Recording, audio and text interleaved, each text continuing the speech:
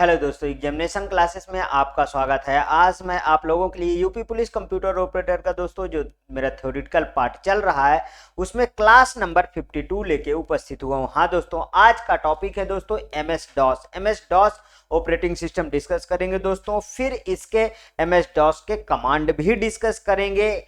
जो दो टाइप होती हैं इसके, इंटरनल और एक्सटर्नल कमांड, उन्हें भी डिस्कस करेंगे। आइए चलिए दोस्तों स्टार्ट करते हैं और पूरा कवर करते हैं। देखिए फर्स्टली क्या डिस्कस करेंगे दोस्तों, disk operating system means disk operating system. इसको माइक्रोसॉफ्ट कारपोरेशन ने डेवलप किया था दोस्तों, इसलिए इसको बोला जाता है MS DOS means Microsoft disk operating system. समझ में आया? आगे देखिए, The disk operating system was developed by the Microsoft Corporation। देख लीजिए यहाँ पे Microsoft Corporation in 1981। सत्र थोड़ा इंपॉर्टेंट है दोस्तों, इसका सत्र जरूर आप ध्यान में रखिएगा कि डिस्क ऑपरेटिंग सिस्टम को वर्ष 1981 में माइक्रोसॉफ्ट कॉर्पोरेशन ने विकसित किया गया था। दोस्तों ये कैसा ऑपरेटिंग है, तो ये कैसा ऑपरेटिंग सिस्टम है, तो ये क्वेश्चन यहां से बनते हैं दोस्तों। ये single user single tasking operating system है। कैसा है यहां पे मैं लिख देता हूं। कल फिलहाल इसको मैंने डिस्कस किया था थोड़ा सा। आज भी एमएस डॉस जो है दोस्तों, डॉस ऑपरेटिंग सिस्टम मींस आगे लिख लीजिए MS DOS operating system single user और सिंगल टास्किंग है। Single user single tasking. दोस्तों यदि ऐसे क्वेश्चन आए तो आप आंख मूंद के लगा दीजिएगा, सिंगल यूजर सिंगल टास्किंग बिल्कुल करेक्ट होगा। इसके वर्जन में आप नहीं जाइएगा, इसके वर्जन में कहीं कहीं पे सिंगल यूजर मल्टीटास्किंग भी मिलता है, लेकिन वो सब नहीं पूछा जाएगा। आपको पूछा जाएगा कि एमएस डॉस कैसा है, कैसा ऑपरेटिंग सिस्टम, ये ऑप्शन में मिलेगा तो तुरंत लगाइएगा।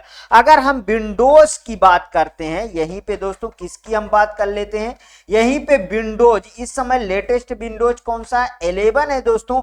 तो ये कैसा है विंडोज हमारा, कैसा है, ये है दोस्तों सिंगल यूजर मल्टीटास्किंग।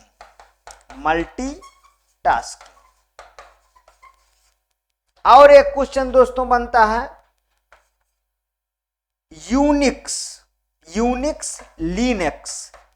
पूछा जाए, यूनिक्स का फैमिली का मींस लिनक्स फैमिली का ही यूनिक्स है दोस्तों। ठीक है, ऐसे क्वेश्चन यदि बनते हैं। यूनिक्स क्या है, ओपन सोर्स ऑपरेटिंग सिस्टम है। Open source operating system.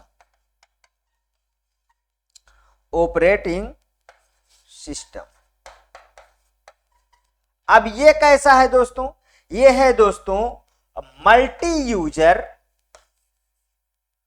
Multitasking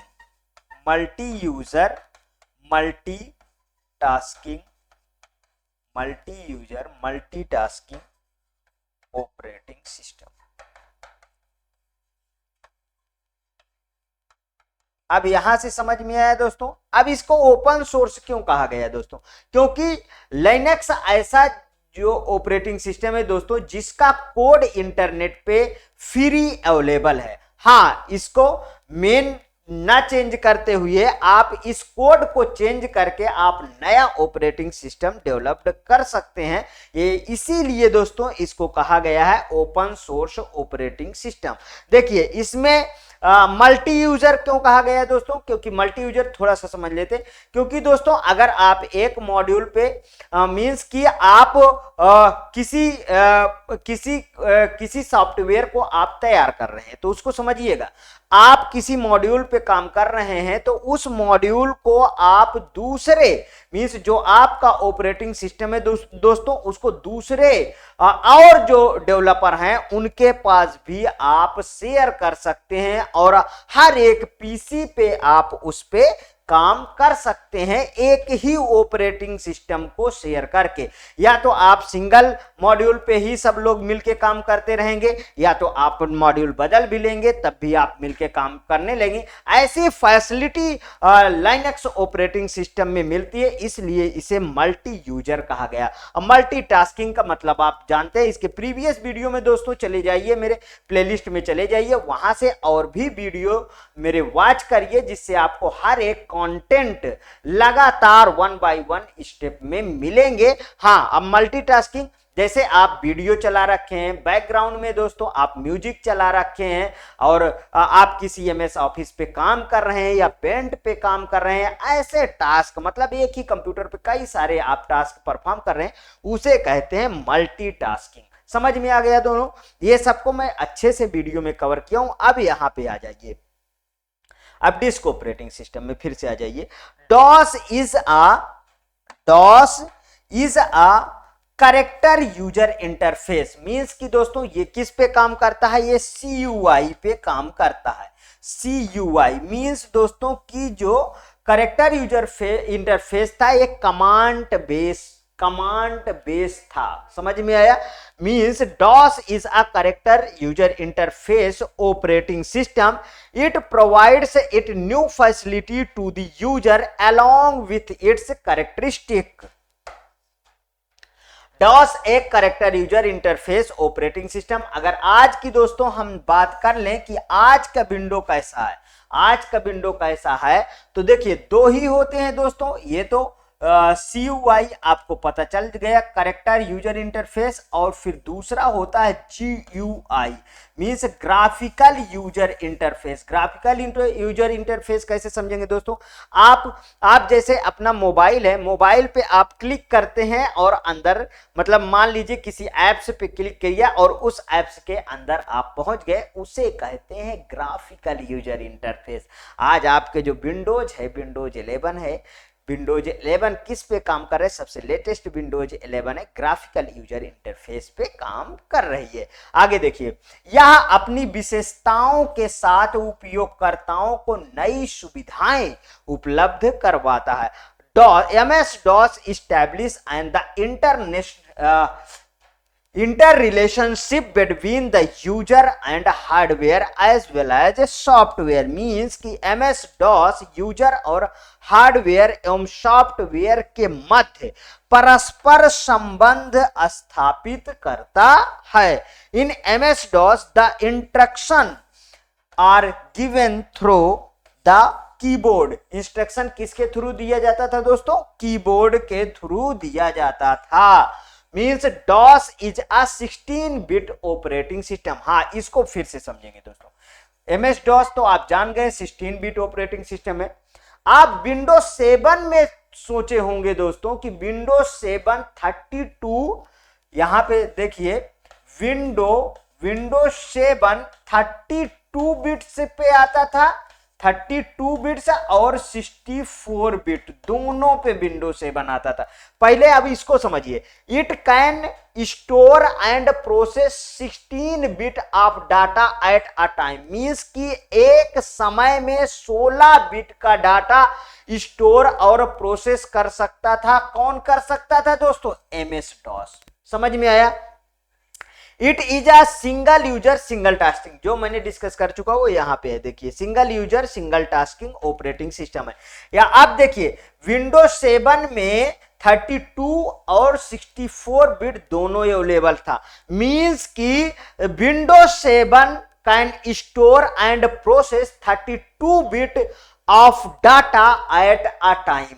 फिर से दूसरा सेंटेंस समझिएगा, Windows 7 can store and process 64 bits of data at a time.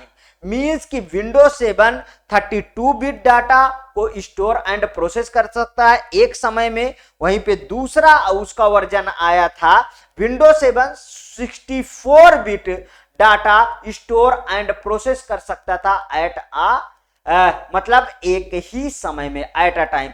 हमारा जो अब इसके बाद दोस्तों जो विंडो 11 इस समय है, विंडो विंडो 11 ये कितने बिट पे है दोस्तों? तो ये है 64 बिट। इस पे दोस्तों 64 बिट का है, इस पे 32 बिट्स की विंडो अवेलेबल नहीं है, ध्यान रखिएगा। अब इसका सेंटेंस अगर मैं बनाऊं तो it can store and process 64 bit of data at a time. Means window 11 64 bit data को एक ही समय में स्टोर और प्रोसेस करने की इसमें कैपेबिलिटी है। अब समझ में आ गया? 16 बिट, 32 बिट, 64 बिट, इसके बाद बनेगा कितना बनेगा? 128 बिट्स, जाहिर सी बात है। अब यहां पे देखिए एक डायग्राम लगाया हूं, MS DOS ऑपरेटिंग सिस्टम, देख लीजिए यहां पे माइक्रोसॉफ्ट, इसका लोगो इस तरीके, ठीक है। आगे चलिए, MS DOS लेयर स्ट्रक्चर कैसा? एप्लीकेशन प्रोग्राम, जाहिर सी बात है दोस्तों। Residence system program, resident system किससे जुड़ा है? MS DOS device driver. हाँ दोस्तों, आप बता दें दोस्तों कि विंडोज 7 से पहले जितने भी वर्जन विंडोज के आए थे, चाहे वो MS DOS हो, चाहे विंडो 98 हो, चाहे तो XP विंडो हो, जो दोस्तों आप जानते हैं कि XP विंडो 2003 में आई थी। कब आई थी दोस्तों? XP विंडो ये भी माइक्रोसॉफ्ट ऑफिस की ही थी। ये कब आई थी? 2003 में आई थी। वहीं पे अगर दोस्तों विंडो हम 7 की बात करें तो ये कब आया था दोस्तों? ये आया था 2009 में। समझ में आया? देखिए विंडो XP इससे ऊपर के, इससे मतलब पहले के जितने भी वर्जन हैं उनमें सब में दोस्तों ड्राइवर इंस्टॉल करना पड़ता था। माइक के लिए ड्राइवर,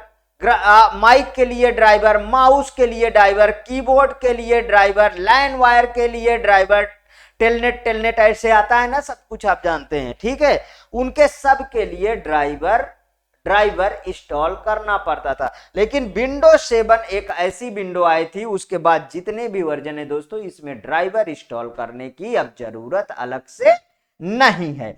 तो वहीं पे देख लीजिए MS DOS डिवाइस ड्राइवर, और फिर उसके बाद रोम बायोस डिवाइस ड्राइवर। ये दोस्तों देखिए एप्लीकेशन प्रोग्राम जो है वो अटैच है रेसिडेंट सिस्टम प्रोग्राम से, और फिर रेसिडेंट सिस्टम प्रोग्राम जो है अटैच है MS DOS डिवाइस ड्राइवर से, और MS DOS डिवाइस ड्राइवर्स जो है रोम बायोस डिवाइस ड्राइवर। बायोस का फुल फॉर्म क्या है दोस्तों? Basic input output system. यही दोस्तों विंडोज को बूट करने का इसी का काम है। यही जो है हार्डवेयर डिवाइसेस को, मींस माउस कीबोर्ड, ये सब कंप्यूटर में उपलब्ध है कि नहीं है, यही उसको चेक करता है। उसके बाद विंडो इंस्टॉल होता है। रोम का सबसे बेस्ट एग्जांपल है BIOS, basic input output system. Basic input output system, समझ में आया इतना? अब देखिए रेसिडेंट सिस्टम प्रोग्राम डायरेक्ट जो है रोम बायोस डिवाइस ड्राइवर से अटैच है, और इधर देख लीजिए एप्लीकेशन प्रोग्राम डायरेक्ट जो है रोम बायोस डिवाइस ड्राइवर से अटैच होगा। ठीक, आगे बढ़ते हैं। अब हम डॉस कर्नल की बात करेंगे दोस्तों।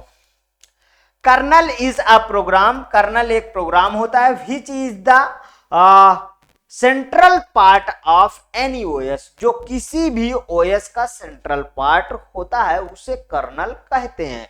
मींस कि कर्नल एक प्रोग्राम है जो किसी भी ऑपरेटिंग सिस्टम का मध्य भाग होता है। आगे देखिए, when a computer is started, the kernel followed by the operating system is loaded into the memory।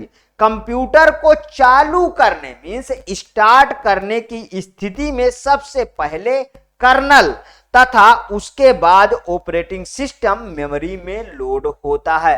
सबसे पहले कौन होता है दोस्तों लोड? कर्नल होता है। उसके बाद ऑपरेटिंग सिस्टम जो है मेमोरी में लोड होता है। ठीक, इसके आप प्रीवियस वीडियो का जरूर देखिएगा दोस्तों, तभी ये पूरी अच्छी तरीके से आपको समझ में आएगा। It connects the computer's hardware such as a memory, CPU means central processing unit and input output devices to the application software। यह कंप्यूटर के हार्डवेयर जैसे मेमोरी, CPU तथा इनपुट आउटपुट डिवाइसेस को एप्लीकेशन सॉफ्टवेयर से जोड़ता है। कौन जोड़ता है? कर्नल जोड़ता है दोस्तों। कर्नल कंप्यूटर के हार्डवेयर जैसे मेमोरी, CPU और इनपुट आउटपुट डिवाइस को एप्लीकेशन सॉफ्टवेयर से जोड़ता है। अब जानते हैं कि सिस्टम सॉफ्टवेयर कौन होता है, application software. Previous video watch करिए। सिस्टम सॉफ्टवेयर जो सिस्टम को चलाने के लिए यूज होता है दोस्तों, वो सिस्टम सॉफ्टवेयर जैसे ऑपरेटिंग सिस्टम। एप्लीकेशन सॉफ्टवेयर जो यूजर ओरिएंटेड सॉफ्टवेयर होता है, मींस यूजर के लिए उपयोगी होता है, उसे एप्लीकेशन सॉफ्टवेयर कहते हैं, जैसे MS ऑफिस। समझ में आ गया दोस्तों? आगे चलिए। Kernel are mainly two types, दो तरीके के कर्नल होते हैं, मोनोलिथिक कर्नल और माइक्रो कर्नल। यहां पे देखिए अब दोस्तों डॉस कमांड को हम शुरू करेंगे। दोस्तों कर्नल से जितना भी आएगा इसी लेवल पे आएगा क्वेश्चन। अब मोनोलिथिक और माइक्रोलिथिक ये सबसे क्वेश्चन नहीं कंप्यूटर ऑपरेटर में बनेंगे। हाँ, प्रोग्रामर के लिए हो तो मैं डिस्कस कर दूंगा। ठीक है दोस्तों, अब MS डॉस कमांड के बारे में समझेंगे। टू टाइप के कमांड होते हैं MS डॉस में। कमांड तो आप समझ ही रहे हैं कि जो हमें कीबोर्ड से लिख के दिया जाता था, जो इंस्ट्रक्शन प्रोवाइड, मींस की कमांड जो है कोई भी, जैसे MS डॉस वगैरह विंडो थी, वो कमांड बेस्ड विंडो थी दोस्तों, आपको मैं बता चुका हूं।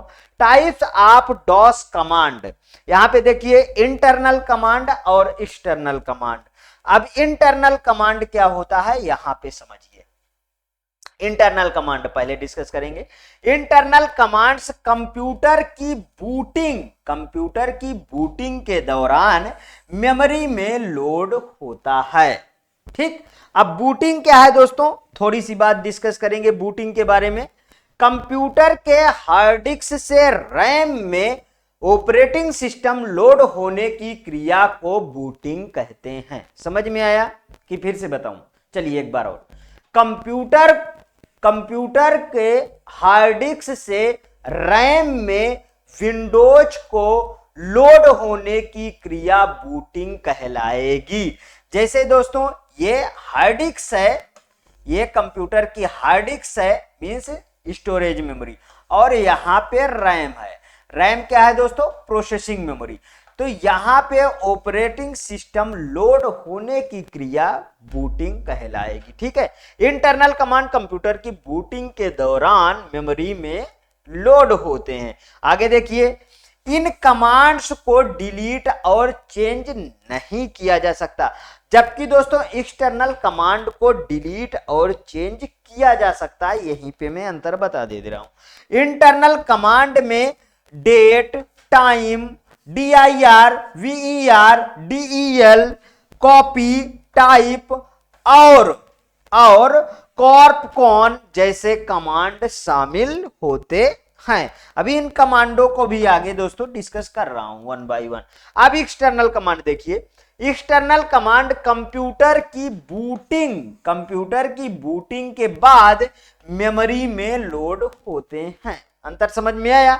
इस कमांड को आसानी से डिलीट और चेंज किया जा सकता है। आगे देखिए, इसमें sys, edit, format, print, disk copy और ट्री जैसे कमांड शामिल होते हैं। दोस्तों प्रीवियस ईयर कंप्यूटर ऑपरेटर के पेपर में कमांड से क्वेश्चन पूछे गए हैं, आप जाके चेक कर लीजिए। कमांड से डायरेक्ट क्वेश्चन आए हैं दोस्तों, ये कैसा कमांड है। ठीक, इसलिए इसको डिस्कस बहुत जरूरी हो गया था। अब यहां पे देखिए दोस्तों, कुछ कमांड है, उनके डिस्क्रिप्शन है, उनको हम वन बाय वन डिस्कस करते हैं। जैसे dir, इसका प्रयोग करके डायरेक्टरी में मौजूद फाइलों की लिस्ट बनाई जाती है। ये थोड़ा सा धुंधला होगा दोस्तों, क्योंकि इसका फॉन्ट मैं सही से जो ऑपरेटर है वो सही से सेट नहीं कर पाया है।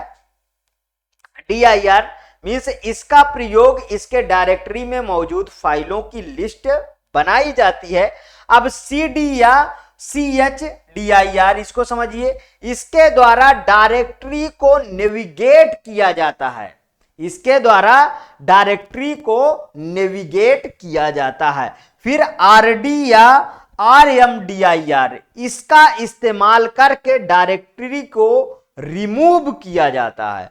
ठीक, अब ट्री कमांड देखिए, ट्री कमांड, इससे सभी डायरेक्टरी को डिस्प्ले किया जाता है ट्री कमांड से। फॉर्मेट कमांड दोस्तों बहुत बार पूछा गया है पेपरों में, यह कमांड हार्ड डिस्क को फॉर्मेट करता है। यहां कॉपी कमांड देख लीजिए दोस्तों, इसके द्वारा फाइलों को कॉपी किया जाता है। रेन कमांड देख लीजिए, इस कमांड का उपयोग फाइलों के नाम को बदलने के लिए मींस चेंज करने के लिए किया जाता है। आगे देखिए, बैकअप, इस कमांड का उपयोग डायरेक्टरी और फाइल्स के बैकअप लेने के लिए किया जाता है। जैसे बैकअप क्या होता है दोस्तों, इस शब्द को भी डिस्कस कर लेते हैं, ये आपके यूज आ सकता है। बैकअप में दोस्तों जैसे आपकी कोई फोटो डिलीट हो गई है, तो अब देखिए उस जो फोटो डिलीट हो गई है वो कहीं ना कहीं सेव होती है, उसको बैकअप कहते हैं। यदि बैकअप नहीं ऑन होगा तो दोस्तों परमानेंटली डिलीट होगी, तो फिर प्रॉब्लम होगी उसको खोजने में, समझिए। अब यहां से डेल ट्री क्या होता है, इस कमांड का उपयोग कंप्यूटर में मौजूद सभी फाइलों को डिलीट करने के लिए किया जाता है। टाइप, यह कमांड कंप्यूटर स्क्रीन पर फाइलों को डिस्प्ले करने में मदद करता है। ATTRIB ये क्या है दोस्तों, इसका इस्तेमाल फाइल के एट्रीब्यूट्स को शो करने के लिए किया जाता है। प्रॉम्प्ट कमांड देख लीजिए, इसका इस्तेमाल डॉस प्रॉम्प्ट को कस्टमाइज करने के लिए किया जाता है। हेल्प कमांड, इसका प्रयोग कमांड के बारे में जानकारी प्राप्त करने के लिए किया जाता है। मूव कमांड, इसका प्रयोग फाइल्स को एक डायरेक्टरी से दूसरे डायरेक्टरी में मूव करने के लिए किया जाता है। एक डायरेक्टरी से दूसरे डायरेक्टरी का मतलब क्या होता है दोस्तों, जैसे आप बनाए रहते हैं C drive, E drive, D drive, उन सब में एक दूसरे को मूव करने के लिए जो है मूव कमांड का प्रयोग किया जाता था। दोस्तों आज की वीडियो यहीं तक थी। यदि आपको अच्छा लगे तो प्लीज और प्लीज मेरे एग्जामिनेशन चैनल को आप सब्सक्राइब करिए, मेरा वीडियो लाइक करिए, ज्यादा से ज्यादा दोस्तों में शेयर करिए। हाँ, अपनी प्रतिक्रिया हर एक वीडियो में आप जरूर दीजिएगा, ये मेरा रिक्वेस्ट है दोस्तों, क्योंकि ये मेरा फ्री इनिशिएटिव और फ्री क्लास जो चलती है आपके लिए दोस्तों, इसको फ्री हंस नहीं देखिएगा। कम से कम वीडियो को एक बार, 2 बार, 3 बार तक जरूर देखा करिए, जिससे पूरी बातों को आपको समझ में आ जाए। और दोस्तों आपके कमेंट पर ही ये निर्भर होती है क्लास, इसलिए हर एक वीडियो में अपनी प्रतिक्रिया जरूर प्रस्तुत कीजिए कमेंट के माध्यम से। ओके दोस्तों, थैंक यू।